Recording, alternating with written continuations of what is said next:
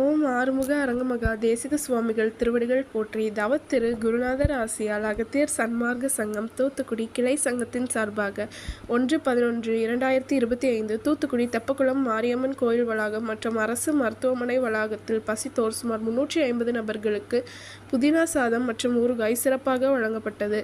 வழங்கியவர்கள் திரு அழகு ஆறுமுகம் அண்ட் திருமதி உமா மகேஸ்வரி தம்பதியினர், மகள் Selvi Oviya Charlotte, North Carolina, America மற்றும் திரு குமரன் அண்ட் கௌரி தம்பதியினர், ஹைதராபாத்.